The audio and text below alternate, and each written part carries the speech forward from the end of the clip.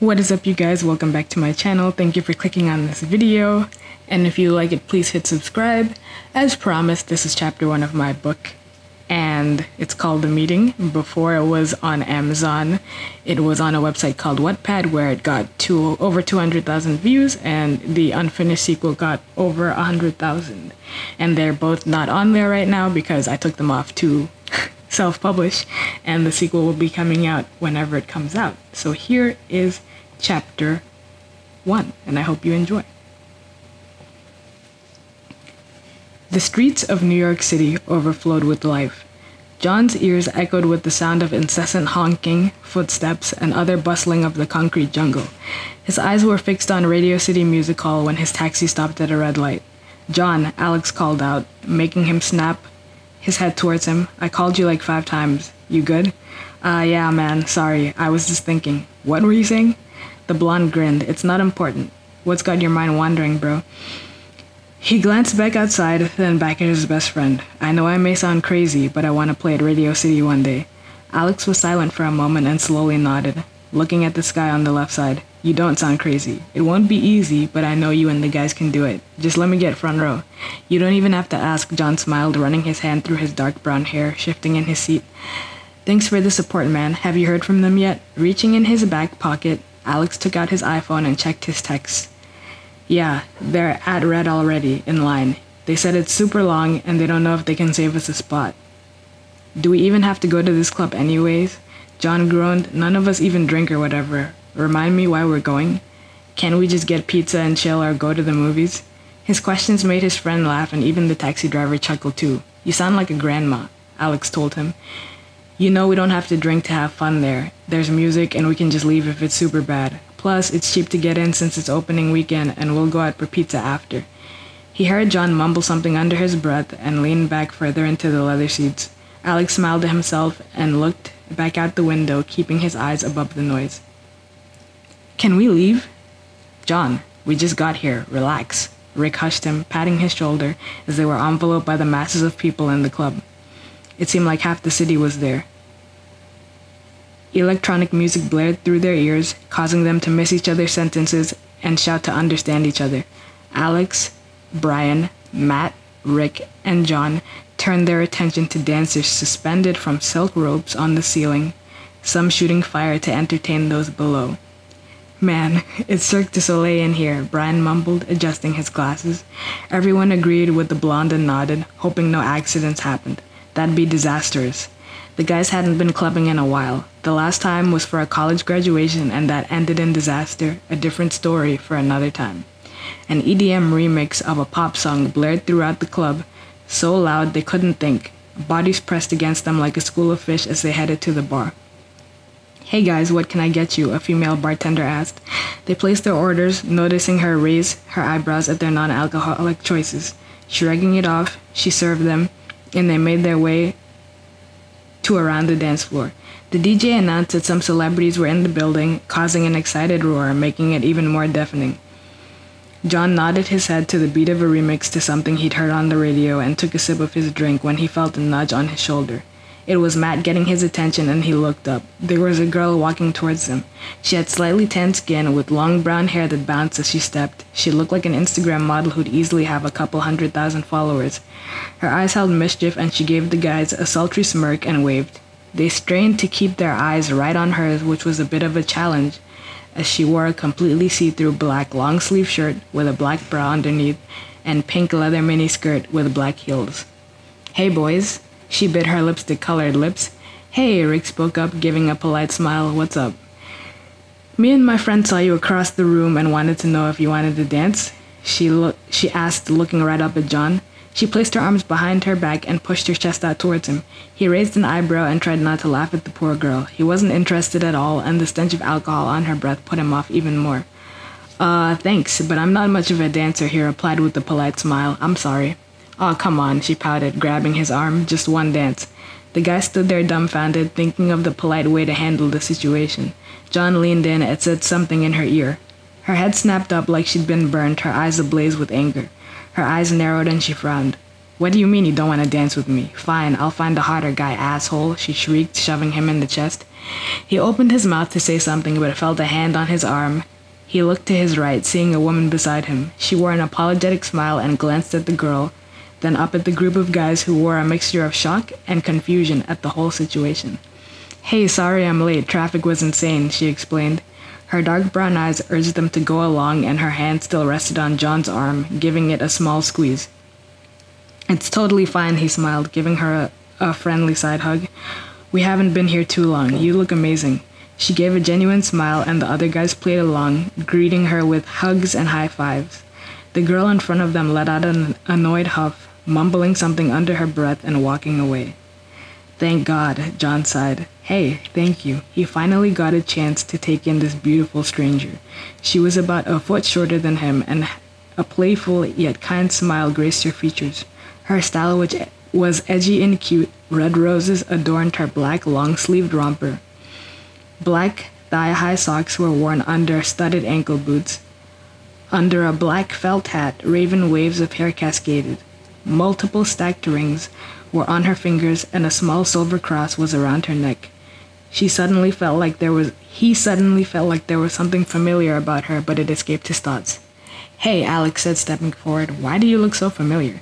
She grinned and took a sip of the dark red drink in her cup, shrugging her shoulders. "Yeah, you do," John mumbled, putting his hand on his chin and thinking.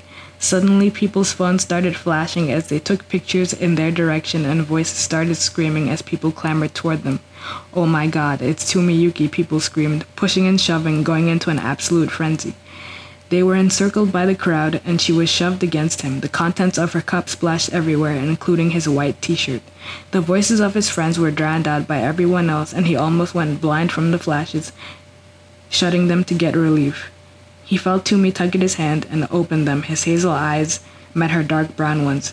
She gave him a sincere smile, and he gave her hand a thankful squeeze. He yelled something, but she couldn't hear over the noise. "What?" she mouthed. He chuckled, and the crowd suddenly split. She and him were grabbed by security guards and escorted to the VIP section. As soon as he sat down on a couch, Tumi was by his side with a ton of napkins and an apologetic face. "I'm so sorry," she said. "I'll get you a new one." He chuckled and shook his head, patting the stain on his shirt, which only made it worse. "You're fine, trust me. This is probably the most exciting thing that's happened to me in my whole life." She laughed and let out a sigh before standing up and telling something to a security guard. The huge guy nodded and walked away. "Tumi-chan," a girl called out from behind them. Tumi and John turned to see a pale Asian girl around her height, with long, wavy black hair and long bangs cut to the front that fell just at her eyebrows. She wore black denim overalls with a white shirt underneath, with ruffled sleeves, and he couldn't deny that she was adorable. She said something, not in English, and Tumi replied. They had a short conversation. Tumi used a lot of hand movements and looked really embarrassed. Her friend looked shocked and laughed at the end, which made Tumi roll her eyes. The girl sat on John's right side and extended her hand. "Hi, I'm Seiko." He smiled and reached out, shaking it firmly. "Nice to meet you, Seiko. I'm John," he replied. "Your friend's really cool." Tumi laughed and nodded. "Yeah, we've been in crazier situations than this. Where are your other friends?" As soon as she said that, they looked over and saw Alex, Brian, Rick, and Matt walking up and being led into VIP. They looked stunned and waved at him, Seiko, and Tumi. "I'm so sorry we lost you guys back there," Tumi apologized, even though they told her it was okay. "Guys, this is my friend Seiko," she introduced with a smile. "Hi," she said cheerfully. "I'm Tumi's sister." "Sister?" Matt asked with a raised eyebrow, looking at the two of them. "You don't see the resemblance?" Tumi asked with a playful grin. "Hey, do you guys want to get out of here and get pizza or something?" The guys looked at each other and agreed. She clapped her hands excitedly, and they got up, being let out by security. They caught a glimpse of other celebrities who were hanging out with their entourages, acknowledging them with head nods. Tumiyukii, the vocalist of the multi-award-winning Anchored Hope, a band that really shocked everyone. They were successful in metal, alternative, and mainstream, and the Christian scene, and to top it all off, also released music in Japanese, making them the best-selling foreign artist the country had ever seen. Plus, she was known for her own anime series called Light and Dark. It made records for even outselling famous classic shows. had a live-action film that she co-wrote and starred in. It seemed like she'd done it all. And here she was, sitting right here telling a story about how she spilled coffee all over the A&R of her label, laughing about it and covering her face with her hand while lights from outside danced on her brown skin.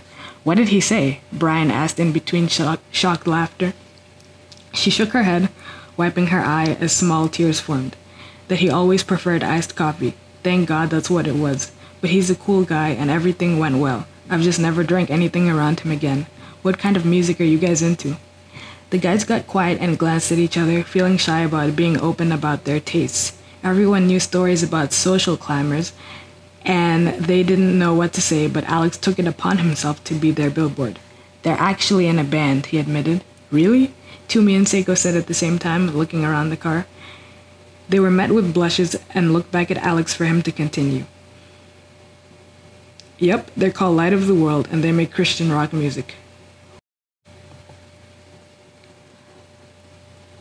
"We're not that John started. "You guys are amazing. Shut up," Alex interrupted, turning back to Tumi, who looked on with intrigue.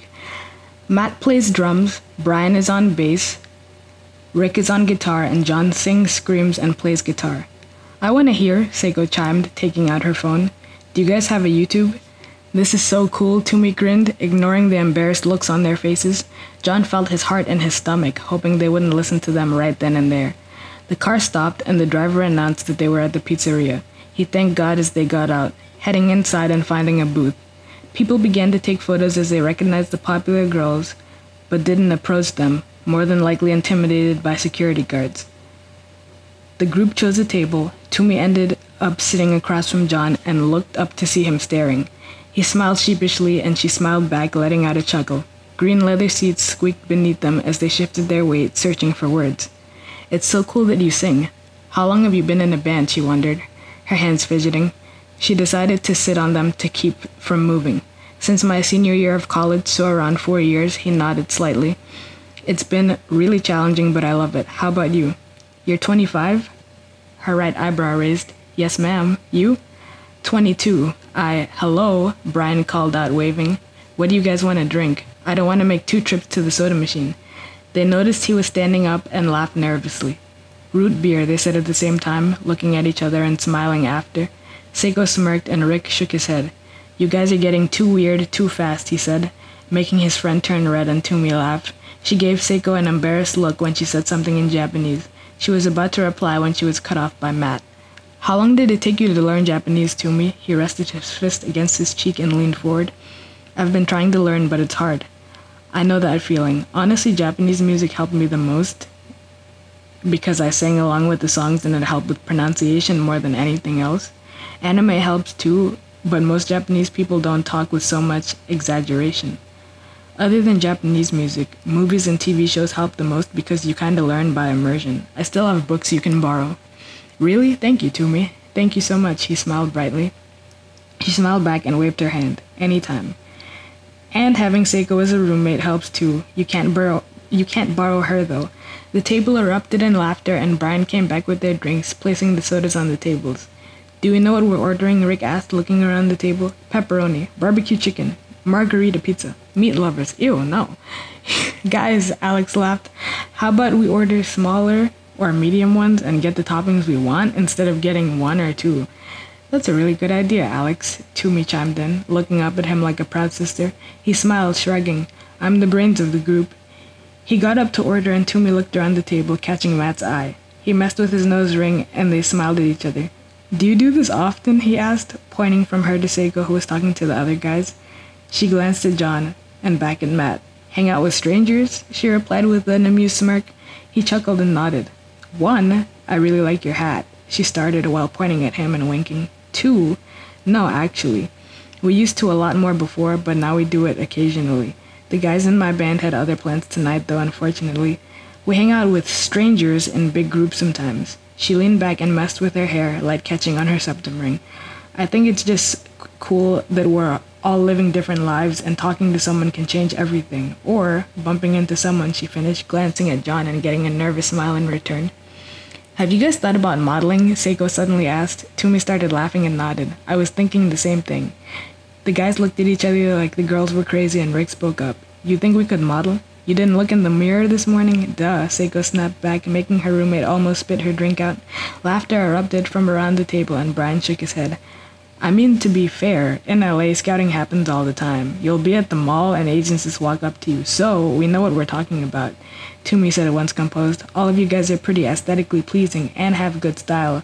So it wouldn't really be hard to get on an agency or something, but if it's something you're interested in. But I got signed to an agency after music took off, so you may want to focus on that for now. Her excited eyes were fixed on theirs as they stayed silent, and she smiled. And I won't forget to listen to your music.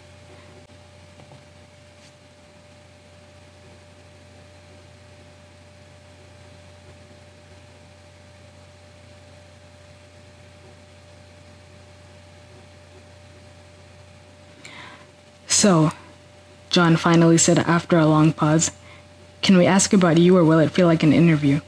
He grinned when she chuckled and nodded. Ask away, she challenged. Why do you scream in your music? What drew you to it? An unreadable emotion flashed across her face and she looked down briefly.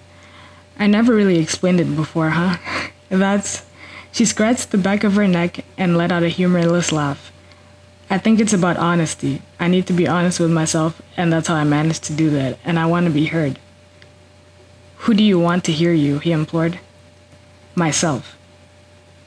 He stayed silent, his eyes fixed on hers before she looked away. Her words weighed heavily upon him, and he felt the best response was silence.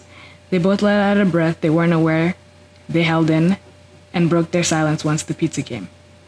I'll pray, Brian volunteered. They all bowed their heads, and he thanked God for his grace, for new beginnings, and asked that he'd bless the food, the ones who prepared it, and that they'd have a safe rest of the night. After he said amen, they raised their heads and dug in. The rest of their conversations were kept light and fun. They talked about everything but fame and success. Infectious laughter resounded, and everyone at the table had moments where they'd glance over at each other to make sure it wasn't all a dream. Or maybe they all dreamt the same thing. John, what? His head jerked up and he was met with Toomey's wide eyes. Are you okay? We said you get to pick a song. This dream continued. He blinked and raised an eyebrow. Sorry, someone else go first. I'll pick, Seiko offered, choosing an early 2000s pop song. The familiar tune echoed and she danced around excitedly before it began. The guys sang along with her, full of nostalgia. Toomey kept her eyes on the brunette as he sat on the private karaoke room sofa, running his hands through his long hair before putting it back in a bun. She sat by him, glancing over. Their eyes met and the side of his mouth twitched into a non-convincing smile. Hey. Hi. An awkward wave from her hand rippled between them as purple and pink lights danced across their flesh. It was a push and pull. He opened his mouth to speak while her eyes pierced everything in him. Sorry, my brain gets weird sometimes, and I get nervous, he explained. She nodded and smiled. I understand, John. Don't even worry about it. Are you more of a hermit on weekends? He chuckled. Yeah, this is fun, but I don't go out as much as I used to other than shows or the movies, sometimes honestly. He suddenly realized how it sounded and faced her, his hands going up. I mean, I've never done anything like this really. I'm having fun. I don't want you to think I'm not. She touched his arm. John, I get it. I don't think anything bad about you, don't worry. I know I can be a bit too impulsive sometimes, but yeah. And I totally get how you feel. I'm nervous right now too. Just take a breath. It's alright. I'm in bed by 9 when I don't have a show or event or anything, so I literally get it. A genuine smile broke through as John laughed. Really? In bed by 9? Are you sure you don't belong in an old folks' home? Look who's talking, Grandpa, she elbowed him. Hey, seriously, thanks for getting out of your comfort zone. We don't have to do this at all anymore. You can just forget you met me. Come tomorrow morning, if that's what you want. That club just wasn't my thing. She tugged on her hat and he grinned at the last part. His eyes stared straight ahead, fixed on his friend singing loudly and out of tune. He couldn't forget any of this even if he tried. Toomey, 1, you're unforgettable. 2, you rescued me. Literally, you're a lifesaver. Let's do this again. Maybe just not at 1 a.m. if you're down. John, I'm down like a coffin 6 feet under. He turned towards her and laughed his lungs out, almost choking while she looked on, hiding her smile behind her long sleeves. Yo, come sing, just once, Rick called. grabbing her arm and yanking her up. Sego pulled on John, and microphones shoved in their hands.